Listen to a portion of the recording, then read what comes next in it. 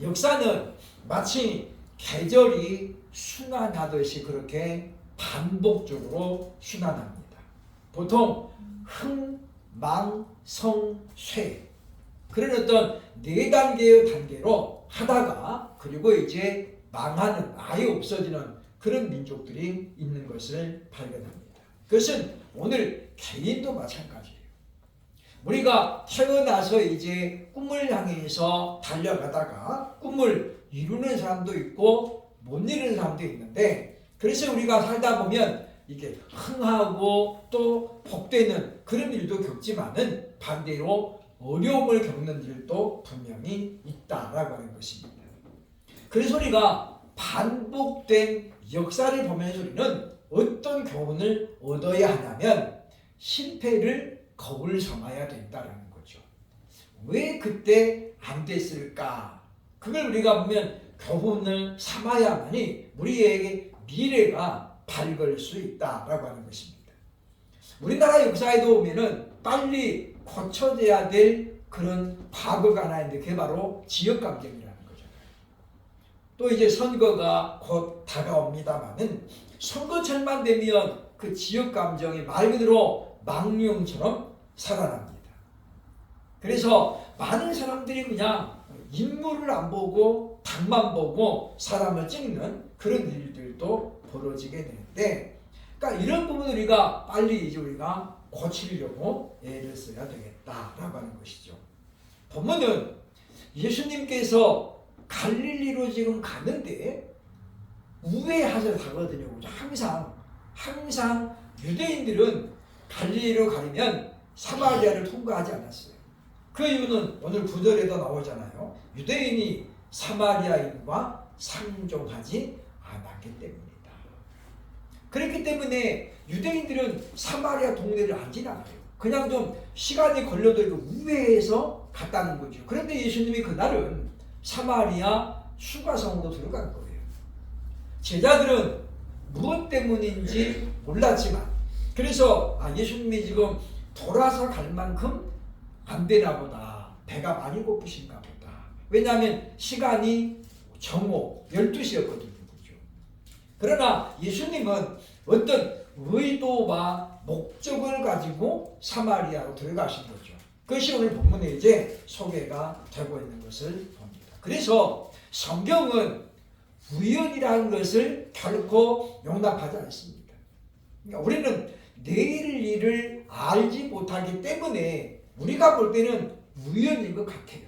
즉 예수님이 목이 말라가지고 우물 곁에 있었고 우연히 그 여자가 물을 들어온 것처럼 그렇게 보이지만 그러나 그것은 결코 우연이 아니었다라는 거죠. 그러니까 예수님은 잃어버린 자를 찾아오신 분이기 때문에 일부러 지금 누구를 만나러 가냐면 사마리아의 수가 여인을 만나려고 가셨다라고 하는 것입니다. 먼저 오늘 본문은 피곤하신 예수님에 대해서 말씀합니다.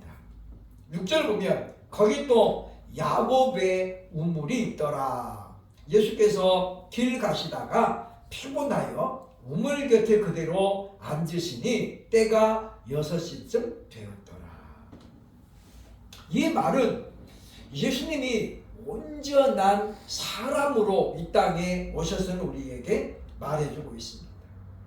많은 사람들이 예수님은 진짜 육신도 온 게 아니라 사람의 몸을 빌려서 그래서 이게 가현설을 주장합니다. 그래서 예수님은 한 사람의 몸을 빌려가지고 오신 것이지 직접 사람으로 태어난 것이 아니다라고 이제 얘기하는 사람들이 많이 있습니다. 그래서 초대교회사에서는 예수님의 정체에 대해서 많은 이단들이 발생했어요. 그래서 육적인 것은 다 악하다. 그렇기 때문에 예수님이 육신을 입고 오셨다는 것은 예수님도 그러면 악하다는 말이냐. 그럴 수 없다. 그래서 이제 예수님이 사람으로 오신 것을 부인하는 사람들이 많았습니다. 그러나 사도 요한은 요한 1서에서 보면 예수께서 육신으로 오신 것을 부인하는 자는 이단이라고 적그리스도라고 분명히 이야기합니다. 오늘 한국교회는 이단이라는 말을 좀 너무 남발하는 경우가 없지 않아 있어요. 그죠? 어제 제가 유튜브 보니까 어떤 침례교 목사님이 한국 장로교는 이단이다, 그렇게 타이틀을 딱 해가지고 유튜브에 올려놨어요. 그죠? 한국 장로교회가 이단이면 그러면 장로교회는 예수님을 안 믿나요? 그러니까 이제 그분이 뭐 어떤 목적으로 제가 다 들어보진 않았는데 약간의 성경관이 좀 다르다고 해서 그걸 이단이라고 하면 안 됩니다. 성경은 이단에 대해서 매우 명확하게 근거를 제시하고 있잖아요. 즉 예수님이 사람으로 오신 것을 부인하거나 또는 예수님의 죽으심과 부활을 부인하거나 그러면 바로 그게 이단인 거예요. 그러니까 예수 그리스도를 온전히 전하고 예수 안에만 구원이 있습니다 라고 말하는 사람에게는 약간의 표현이 좀 다를지라도 그것을 우리가 이단이라고 생각하면 곤란하다. 다만 사람들이 이제 어떤 과정이나 절차를 무시하는 경우가 많이 있어요. 그죠? 지금은 구약 시대가 아니고 지금은 교회 시대잖아요. 엘리야가 선지 학교를 세워가지고 선지 생도들을 키웠거든요. 그죠? 그 무슨 이야기냐면 구약에도 하나님이 직접 지명하여 불렀잖아요. 그죠? 너는 내 것이다. 내가 너를 선지자로 또는 예언자로 내가 너를 불렀다. 그래서 사사들을 세워가지고 이스라엘을 구원하셨던 하나님은 그렇게 선지자들을 불렀어요. 그러나 이제 그것은 성경이 없던 시절 이야기예요. 없던 시절. 그러나 성경이 요한계시록을 끝까지 해가지고 66권으로 종결됐잖아요. 그리고 예수님이 이 땅에 오셔가지고 이 땅에 우리 십자가의 고난과 죽음을 당하고 그리고 부활하셨기 때문에 하나님 말씀이 온전히 성취되었거든요. 그래서 지금은 선지자의 시대가 아니에요. 근데 지금도 보면 자칭 선지자라고 말하는 사람들이 종종 있잖아요.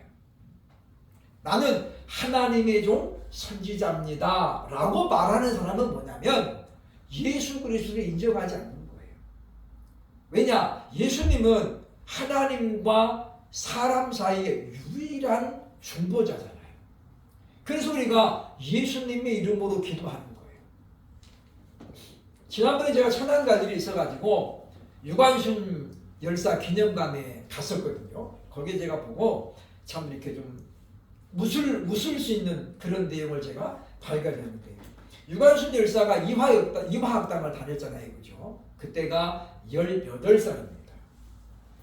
근데 이분이 이제 아버지부터 예수를 다 믿었기 때문에 차풀 시간에 서로 이렇게 이제 돌아가면서 기도를 한번 했대요. 근데 그날 유관순 씨가 이제 기도 차례가 된 거예요. 기도를 다 한 다음에 예수님 이름으로 빕니다. 그때는 빕니다 라고 하는 게 유행이었나 봐요. 그래서 이렇게 예수님 이름으로 빕니다. 그래야 되는데 유관순 열사가 동태 이름으로 빕니다. 그랬대요. 그래가지고 다 폭소가 쏟아지고 그래서 그냥 그 학교 채플이 F가. 그래서 동태가 누구냐 나중에 끝난 다음에 이제 물어본 거예요. 그죠? 동태가 누구냐? 사람이냐 뭐냐 아니면 동태냐? 그랬더니 생선 동태. 그날 저녁 그 전날 저녁에 동태찌개를 너무 맛있게 먹었는데 기도하는 중에 나도 동태찌개 먹는 거예요. 그래서 기도 끝날 때 예수님 이름으로 그래야 되는데 동태 생각만 하다가 그냥 동태 이름으로 빕니다. 그랬다는 거잖아요. 그래서 보면 그때 이제 혼났다라고 하는 말을 들었는데 지금은 우리가 왜 예수님의 이름으로 기도하느냐면 그분이 우리의 유일한 중보자이기 때문이에요. 그래서 요한복음에 나오잖아요. 너희가 내 이름으로 내 아버지께 무엇이든지 구하면 내가 이루리라. 그러니까 예수님께서 이렇게 정하셨기 때문에 우리가 유명한 어떤 영웅이나 또는 선지자 이름으로 우리가 기도하는 것은 하나님 앞에 상달되지 않는다라고 하는 것입니다. 그래서 우리는 시대를 우리가 무엇보다도 분별해야 되겠다는 거죠. 그래서 초대교회는 이와 같이 기독론에 대해서 예수님에 대한 오해가 많았어요. 그래서 이제 영적인 것만 중요하게 보았던 영지주의자들은 그래서 육적인 걸 다 악하다고 봤거든요. 그래서 남녀가 혼인하는 것도 불결한 거고, 또 우리가 삼시세끼 밥을 다 먹는 것도 불결한 거고. 그래서 그들은 뭘 주장했습니까? 금혼, 혼인하지 말자. 또 금식, 우리가 먹는 거 자꾸 세끼 다 먹으면 육만 살찌우고 오히려 영혼은 참 피폐해지니까 금식하자. 그래가지고 그들은 뭐 했냐면 원통, 나무 통나무를 길게 해가지고 거기 올라가 살았어요. 그죠? 그러니까 안 먹으니까 자연히 뭐예요? 배설도 잘 안 하는 거예요. 그러니까 거기 올라가지고 8시간, 10시간 그때는 뭐합니까? 기도만 하는 거예요. 왜? 졸 수가 없어요. 거기 졸면 어떻게 떨어지면 죽어. 그러니까 정신 바짝 차리고 이제 그러다 보니까 옛날에 그런 사람들은 뭐예요? 뼈만 남아가지고 암상했어요. 그러나 바울이 금식을 명한 건 그런 차원이 아니에요. 그래서 성경은 예수님이 육으로 오신 것이라고 여러 군데에서 설명하는데 칼케톤 회의라는 게 있습니다. AD 451년에 칼케톤에서 목사님들 회의가 소집됐죠. 제목은 뭐냐면 기독론이에요. 예수님은 완전한 하나님이며 완전한 사람이다. 그러니까 이성이죠, 그죠? 신성과 인성이 예수님께는 경하여 있다라는 거예요. 그러니까 우리 생각에는 사람이면서 동시에 인간일 수가 없죠. 그러니까 우리 생각이에요. 그러나 하나님께는 뭐 이것이 충분히 가능했다라는 거예요. 그래서 이제 소위 보면 인격적 연합이라는 단어가 그때 이제 파생이 됩니다. 그래서 칼케톤에서의 결론이 뭐냐면 이렇게 되어 있습니다. 우리 주 예수부터 따라 한번 읽어봅니다. 시작. 우리 주 예수 그리스도는 참 하나님이시요 참 사람이시다. 그는 신성에 관하여 성부와 동일 본질이며 인성에 관하여 우리와 동일 본질이시다. 그러나 그는 혼동됨이 없이 변질됨이 없이 분리됨이 없이 한 민격 안에서 신성과 인성을 겸비하신다. 그러니까 예수님이 이 땅에 거하시는 동안에는 예수님 뭐예요? 사람이면서 동시에 하나님이셨다. 그러니까 그것은 가현설이 아니에요. 사람들 눈에 그렇게 보이는 것만이 아니라는 거죠. 실제로 예수님은 사람으로 오셨다. 그래서 성경은 예수님이 육신으로 오셨다는 것을 여러 군데에서 증명합니다. 요한복음 1장 14절 봅니다. 시작. 말씀이 육신이 되어 우리 가운데 거하시매 우리가 그의 영광을 보니 아버지의 독생자의 영광이요 은혜와 진리가 충만하더라. 여기 보면 우리가 그를 보니라고 했잖아요. 보였다는 거예요. 그리고 예수님은 제자들과 3년 6개월 동안 동고동락했잖아요. 그러니까 한 명이면 속일 수 있고 두 명이면 짜낼 수 있어요. 그러나 예수님 제자는 12명이었고 그 중에 가룟 유다는 항상 예수님을 선생님으로만 불렀고 그리고 마지막 때에 그를 예수님을 은 30냥에 팔아넘었잖아요. 그러니까 유다가 만약에 예수님이 육신이 아니었으면 열받는데 유다가 양심선언 할 수 있죠. 그러나 가룟 유다도 한 번도 예수님이 사람이 아님을 얘기한 적이 없었다라고 하는 것입니다. 뿐만 아니라 디모데전서 2장 5절에 보면 이렇게 말합니다. 봅니다. 하나님은 한 분이시요 또 하나님과 사람 사이에 중보자도 한 분이시니 곧 사람이신 그리스도 예수라. 디모데전서 2장 5절에 보면 명백하게 말씀하는 거예요. 하나님과 사람 사이의 중보자도 한 분이시니 곧 사람이신 그리스도 예수라. 그래서 서론에 뭐라고 그랬어요? 하나님은 한 분이시라. 그러니까 보면 예수님은 바로 이 땅에 오신 성자 하나님이신데 또 하나님의 아들의 모습으로 오셨다라고 하는 것입니다. 뿐만 아니라 보면 마태복음 4장 2절에 보면 예수님은 배고픔을 느끼셨다. 오늘 본문도 그러잖아요. 그죠? 예수님 시작하셨거든요. 또 요한복음 19장 28절 보면 내가 목이 마르다. 십자가상에 매달렸을 때 주님이 목이 마름을, 왜냐하면 골고다에 그 무거운 십자가를 짊어지고 지금 올라갔잖아요. 땀을 많이 흘리고 밤잠을 전혀 못 잤거든요. 왜냐하면 예수님께서 잡히시는 날 밤이 목요일 밤이에요. 목요일 밤. 그죠? 겟세마네 동산에서 기도하시다가 잡히잖아요. 그리고 어디로 갑니까? 맨 처음에 당시 대제사장 가야바의 장인어른인 안나스 집으로 맨 처음에 끌려가요. 그래서 안나스가 1차 신문을 하고, 그리고 당시 대제사장인 이 가야바의 집으로 보내게 되죠. 그죠? 그 다음에 이 대제사장이 누구에 보냅니까? 헤롯에게 보냅니다. 그러니까 헤롯이 보고 나서 이 사람이 어디 사람이냐? 그때 사람이 뭐라고 그래요? 이 사람은 갈릴리 사람입니다. 그랬더니 그 지역이 누구의 통치예요? 빌라도의 통치를 받고 있어요. 그래서 또 보내는 거잖아요. 그랬다가 다시 이제 또 돌아와요.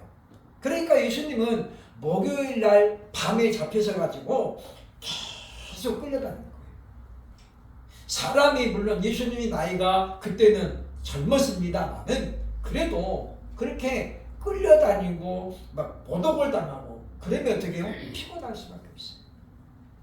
그래서 예수님이 십자가상에서 내가 목마르다 그랬고, 요한복음 11장 35절에 보면 죽은 나사로 때문에 예수님이 눈물을 흘리셨더라. 그러니까 이런 부분을 보면 예수님은 사람처럼 오신 게 아니고 사람으로 오셨음을 직접 증명하고 있고 수많은 사람이 그것을 인정하고 있습니다. 뿐만 아니라 인류 역사는 4대 성인 중에 한 사람으로 예수 그리스도를 인정하고 있잖아요. 그 말은 무슨 말이냐면 예수를 믿던 안 믿던 간에 예수님의 존재를 누구든지 부정하지 않아요. 그래서 우리가 오늘날 BC, AD를 나눌 때 그 기준이 예수 그리스도의 탄생을 기준 삼잖아요. Before Christ. 그러니까 그리스도 전, 그게 BC고, 그 우리가 하는 말로 서기라고 해요. AD는 아노 도미네. 도미네가 보면 주여 그 말이죠. 아노가 뭐예요? 이후에 그 말. 그러니까 주 후에. 그러니까 예수 그리스도라는 사람의 탄생을 기준으로 가지고 우리가 서기와 그리고 AD를 나눈다는 거예요. 그러니까 믿음이 없는 사람들도 예수님의 존재 자체를 부정하지 않아요. 우리가 부처를 안 믿어도 석가모니의 존재를 부정하지는 않잖아요. 그죠? 그렇다고 우리가 그분의 존재를 인정한다고 해서 우리가 그분을 믿는 건 아니에요. 그러나 우리가 역사적으로 내가 안 봤다고 해서 부정하면 안 돼요. 우리 이제 역사에서 세종대왕 보신 분 있어요? 없죠, 그죠? 그분은 뭐 우리가 태어나기 수백 년 전에 있었던 분이에요. 본 적이 아무도 없어요, 그죠?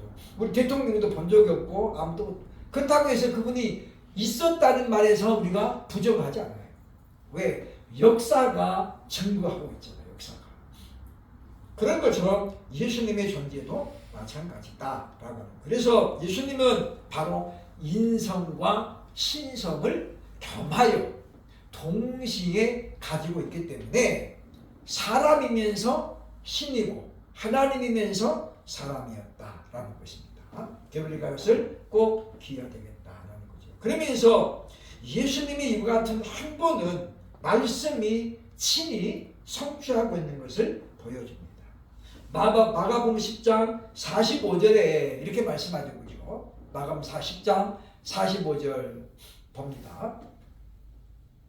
다음 페이지. 예수님은 말도 없네, 그죠? 마감신 45절 말입니다. 인자가 온 것은 섬김을 받으려 함이 아니고 도리어 섬기려 하고 자기 목숨을 많은 사람의 대선물로 주려 함이라. 그러니까 예수님이 이 땅에 섬기러 오시는, 섬기러. 그래서 섬기는 건 누가 하는 거예요? 사람이 하는 거잖아요. 종들이 하는 거예요. 그래서 예수님은 스스로 본인이 이와 같이 사람으로 오셨음을 알았습니다. 두 번째, 예수님은 시장하셨다. 피곤하기도 하지만 뭐예요? 동시에 시장했어요. 그때가 하필 점심시간이었기 때문이죠. 그래서 제자들은 피곤해하는 예수님을 지금 우물가에서 쉬게 하고, 그러니까 우리가 성경에는 그런 말이 없습니다만은 아마도 이 우물가에는 나무가 있었지 않았을까? 그늘이. 그러니까 예수님이 이곳에 쉬고 있는 거죠. 만약에 그냥 뜨거운 쫙 빼시면 그 쉬는 게 아니잖아요. 오히려 움직이는 게 나았을 것이다. 그런 예수님과 같이 시장하셨다는. 그래서 제자들은 지금 사마리아로 음식을 구하러 들어가시고 예수님만이 홀로 우물가에 남겨졌었다라는 것입니다. 이는 선지자 이사야가 예언했던 것처럼 예수님이 그렇게 몸이 튼튼하고 그런 사람은 아니었다라고 보여지죠. 이사야 53장 2절에는 이렇게 말합니다. 봅니다. 시작. 그는 주 앞에서 자라나기를 연한 순 같고 마른 땅에서 나온 뿌리 같아서 고운 모양도 없고 풍채도 없을즉 우리가 보기에 흠모할 만한 아름다운 것이 없도다. 여러분, 마른 땅에서 나온 뿌리 같았다. 얼마나 연약해요, 그죠? 불안불안하잖아요. 그러니까 예수님은 그래서 보면 고운 풍채도 없었고 흠모할 만한 아름다운 외모는 아니었다. 그러니까 평범하다 못해 좀 마른 그런 상태라고 볼 수 있다라고 하는 것입니다. 그래서 우리는 예수님께서 이런 어떤 환경적인 요인 가운데서도 얼마나 열심히 아버지가 맡기신 일을 감당했는가를 기억을 해야 되겠다라고 하는 것입니다. 우리가 예수님을 닮아간다는 것은 그렇게 쉬운 문제는 아니에요. 예수님을 닮아간다는 건 뭐냐면 우리가 예수님의 성품을 닮아가는 것도 있지만 예수님의 사역을 닮아가는 거잖아요. 그러니까 예수님처럼 부지런히 일하고 또 예수님처럼 아버지의 뜻을 이루기 위해서 자신의 모든 것을 내려놓았다. 그래서 우리가 예수를 믿는 것이 쉽지만 예수님을 닮아가는 것은 어렵다라고 말할 수 있습니다. 그래서 제자들은 예수님을 닮아가는 무리들이었죠. 그래서 마태복음 12장 1절을 보면 어느 날 안식일에 예수님이 지금 제자들과 함께 복음을 전하러 가고 있는 거예요. 근데 유대인들은 대부분의 안식일의 아침에 금식을 많이 합니다. 안식일 아침에. 그건 유대인들의 전통이에요, 전통. 예수님이 제자들에게 그렇게 가르친 적은 없었지만 그들은 뭐예요? 유대인들이기 때문에 전통을 따라서 아침을 안 먹는 사람들이 많았다는 거죠. 그런데 때가 되니까 배가 고파요. 그래서 마태복음 12장 1절에 보니까 안식일에 밀밭 사이로 가다가 제자들이 뭐예요? 시장해가지고 이삭을 잘라먹었다. 잘라가지고 이렇게 비벼가지고 뭐예요? 그냥 후 하고 알맹이 먹었다는 거잖아요. 그죠? 그걸 보고 바리새인들이 어떻게 해요? 제자들이 안식일을 범했다. 그래서 예수님을 공개적으로 비난하죠. 그래서 이제 예수님이 예를 들잖아요. 그죠? 너희는 성경도 안 보냐? 그러면서 누구를 이야기해요? 다윗을 이야기하는 거예요. 옛날에 너희 조상 다윗이 도망가다 어디로 가요? 아히멜렉 제사장에 가가지고 떡을 달라고 했을 때 아히멜렉이 뭡니까? 보면 하나님께 드리는 그 떡 물려낸 거죠. 그죠? 그거를 누가 먹어야 돼요? 제사장이 먹는 거예요. 그 떡. 아무나 먹는 게 아니에요. 레위인들이 먹는 게 아니라 그 떡은 제사장만 먹을 수 있어요. 근데 다윗이 제사장이 아니잖아요. 근데 성경에 보면 아히멜렉이 뭐예요? 다윗에게 그 떡을 줍니다. 단 조건이 뭐였어요? 너희가 3일 동안 정결하냐? 이거 물어보는 거예요. 그래서 정결합니다. 그랬더니 주는 거잖아요. 근데 그것은 단에 있는 걸 준 게 아니라 이미 단에는 새로운 떡이 올라가고 그것은 뭐예요? 물려낸 떡이에요. 그래서 예수님이 말씀하죠. 인자는 안식일의 주인이다. 그래서 이제 예수님이 핍박을 당하게 되는 원인을 제공하는 것을 볼 수 있습니다. 그래서 우리는 예수님을 닮았던 제자들도 이와 같이 뭐예요? 자신의 어떤 육적인 피곤함, 시단기 그런 걸 건너뛰고 예수님을 열심으로 따랐던 것을 보여줍니다. 그래서 우리들도 항상 우리가 뭐예요? 예수님을 따라가는 데는 핑계댈 수가 없어요. 핑계댈 수. 그 다음에 이제 사마리아 여인과의 만남이 본문에 나옵니다. 6절 끝부분에 보면 때가 6시쯤 되었더라. 이거 우리 시간으로 하면 6시를 더하면 돼요. 그죠? 정오입니다. 정오. 그러니까 이 여인이 지금 한낮 12시에 물을 들어왔더라. 이 말은 이 여인에게는 지금 뭐예요? 대인 기피증이 있는 거예요. 사람들 만나는 걸 원치 않아요. 그 이유는 다음 시간에 말씀드립니다. 그러니까 사람들이 이 여자만 보면 다 수근거리고 그러잖아요. 그죠? 요즘은 그런 일이 별로 없습니다만은 옛날에는 이런 여인 동네 오면 어떻게 쫓아냈어요. 쫓아내. 당신 때문에 동네가 나빠진다. 그래서 쫓아내잖아요. 그래서 이 여인은 12시 한창 뜨거울 때예요. 이때는 안 돌아다니잖아요. 제일 더우니까. 제가 전에 필리핀에 있을 때 보니까 공무원들 점심시간이 기본이 2시간이에요. 베트남이 덥잖아요. 덥기 때문에 점심시간을 넉넉하게 줍니다. 근데 우리가 출입국관리사무소에 일을 보러 갔는데 점심 먹으러 가가지고는 그 사람이 안 오고 딴 사람 내려와요. 딴 사람. 그러니까 여태까지 그 사람에게 다 서류 주고 설명 다 했는데 딴 사람이 오니까 내가 어떻게 해야 돼? 또 다시 설명해야 되고 그런 불편함이 있는데 유대인들도 마찬가지예요. 낮에는 덥잖아요. 그래서 이 여인은 이와 같이 사람을 피해서 물을 들어왔던 것을 봅니다. 그런데 이때 예수님이 여인에게 다가가죠. 그리고 뭐라고 그래요? 내게 물을 좀 달라. 그랬더니 여인이 깜짝 놀랍니다. 왜냐? 유대인이 사마리아인 자기에게 뭔가를 부탁하는 것은 있을 수 없는 일이에요. 근데 우리는 예수님의 이와 같은 모습 속에서 우리가 전도의 방법을 발견하게 되죠. 그게 뭡니까? 공통점을 찾아 대화를 시작하는 거예요. 그러니까 이 여인은 지금 물 들어왔잖아요. 물이 뭐가 돼요? 공통적인 주제가 되는 거예요. 그래서 예수님이 물을 좀 달라. 그랬더니 이 여인이 지금 물을 들어왔기 때문에 말을 하는 거죠. 만약에 예수님이 이 물과 상관없이 그냥 동떨어진 걸 했으면 여인이 그냥 말 안 하고 넘어갈 수도 있는 거죠. 근데 우리도 마찬가지입니다. 우리가 전도할 때 그냥 일방적으로 그냥 예수 믿으세요 라고만 해가지고는 우리가 좀 전도하기가 어려워요. 열매 맺기 어렵다는 거죠. 그래서 오늘날 우리가 보면 노방전도보다는 맨투맨식이 좋다는 거죠. 그러려면 우리가 충분히 이제 만남도 갖고 교제도 가져가지고 우리가 상대방을 좀 알아야 된다는 거죠. 그래서 공통점을 가지고 접근해야 된다라는 것입니다. 그러니까 아이를 키우는 사람들은 접근하기 좋잖아요. 그죠? 아이가 몇이나 됩니까? 또는 애가 왔으면 얘 몇 살이에요? 이렇게 하면서 우리가 하면 그렇게 우리가 접근법이 있어야 된다. 그래서 우리에게도 이런 지혜를 상황에 따라 달라 우리가 기도해야 되겠다.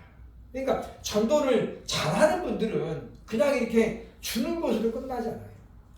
근데 우리는 전도를 잘 못하니까 그냥 예수 믿으세요 주고 마는데 전도 잘하는 분들은 안 그렇더라고요. 그러니까 막 쫓아가면서 말을 붙여요. 그죠?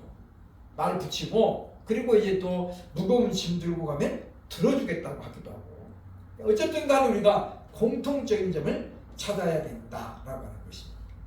그래서 우리가 어떤 사람들은 전도가 쉽다고 그러고 어떤 사람은 어렵다고 그러죠. 그거는 하나의 성품에 따라 달라요. 어떤 사람은 공부가 제일 쉬워요. 어떤 사람은 뭐예요? 공부 다 싫어. 그건 뭐예요? 둘 다가 정답이에요. 그죠? 그러니까 공부를 좋아하는 사람이 있고 공부를 또 싫어하는 사람이 있어요. 마찬가지입니다. 전도를 쉽게 생각하는 사람이 있고 어렵게 생각하는 사람이 있는데 그러나 주님 뭐라고 하냐고 우리가 전도는 어느 때든지 해야 된다라고 가르치고 있어요. 왜냐? 누가복음 4장 43절에 보면 마가복음 1장 38절 똑같이 나옵니다. 보면 이르시되 우리가 다른 가까운 마을들로 가자. 거기에서도 전도하리니 내가 이를 위하여 왔노라. 그러니까 예수님을 따라가는 우리들도 어떻게 해야 돼요? 예수님처럼 우리가 전도하는 일을 우리의 사명으로 알아야 된다고 하는 것입니다.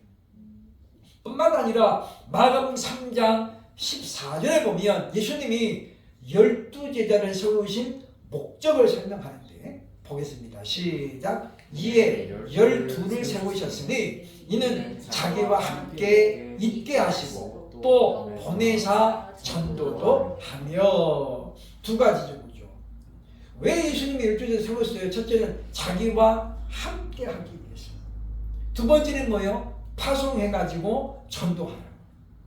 그러니까 우리를 또 전도하는 일에 우리가 게을러서는 안 되겠다라는 것이. 다만 우리가 전도하는 것만 꼭 나가서 이렇게 도방전도만이 전도는 아닙니다. 우리가 가족을 위해서 우리가 꾸준히 기도하면서 또 가족에게 전도하는 것도 중요한 일이에요. 그러니까 전도의 방법은 여러 가지가 있다는 걸 우리가 기억하고 꾸준히 우리가 사명을 감당해야 되겠다라는 것입니다. 예수님이 물을 좀 달라고 했더니 여인이 어떻게 해요? 바로 답변을 합니다. 9절에 보면 사마리아 여자가 이르되 당신은 유대인으로서 어찌하여 사마리아 여자인 나에게 물을 달라고 하십니까? 라고 물어봐요. 근데 여인의 이 답변은 우리가 가만히 묵상해 보면 약간은 뭐예요? 부정적인 이미지를 담고 있어요. 무슨 이야기입니까? 당신들이 우리를 얼마나 무시하냐. 근데 이제 좀 목마르다고 우리 무시하는 우리에게 물을 달라고 하냐. 그런 부정적인 이미지가 지금 담겨져 있다는 거죠. 그러니까 우리가 보면 아쉽다고 이제 뭐 우리 무시할 때는 언제고 아쉽다고 이제 와서 손님이냐 그런 느낌이잖아요. 그죠? 그래서 예수님이 또 다른 주제로 넘어가는 거예요. 그러니까 우리들도 보면 전도할 때도 마찬가지. 한 가지 주제 가지고 하다 보면 어떻게 해요? 안 될 때가 있다는 거예요. 그럼 우리가 빠르게 주제를 바꿀 필요가 있다라고 하는 것입니다. 그래서 우리도 효과적인 전도의 방법을 예수님이 지금 우리에게 알려주고 있는 거예요. 그러니까 우리는 그렇기 때문에 항상 상대방이 뭘 필요로 하는가, 어떤 공통점이 있는가 우리가 찾을 필요가 있다. 그래서 옛날에 사랑의 교회 옥하는 목사님은 취미생활을 다양하게 했다고 해요. 그리고 정보를 아는 거예요. 그러니까 젊은 남자 집에 가면 뭐예요? 이분이 축구를 잘하는지 야구를 이걸 알아가지고 얘기를 하는 거예요. 그죠? 혹시 운동 좋아하십니까? 그러면 상대방이 저 축구 좋아합니다. 그러면 그동안 연습한 거 해가지고 이제 누구를 딱 던지는 거예요. 그럼 누구 아세요? 그럼 이 사람이 목사님이 그걸 알고 있으니까 그 신나가지고 이제 얘기를 하는 거예요. 그죠? 그러면 이제 친해지는 거예요. 그러면 신방 올 때도 목사님이 올 때 그분이 남아있는 거죠.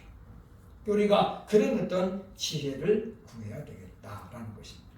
그래서 우리가 피곤하게까지 맡은 일에 충성을 다해서 우리도 하나님 앞에 잘했다 칭찬을 받는.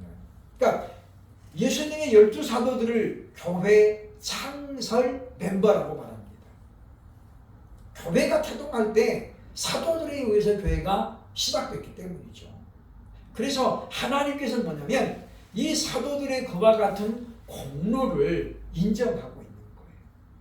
그래서 계시록에 24 장로님들이 나오는데 많은 분들이 뭐라고 그래요? 12명은 구약의 12지파 대표, 나머지 12명은 12사도라고 그렇게 말합니다.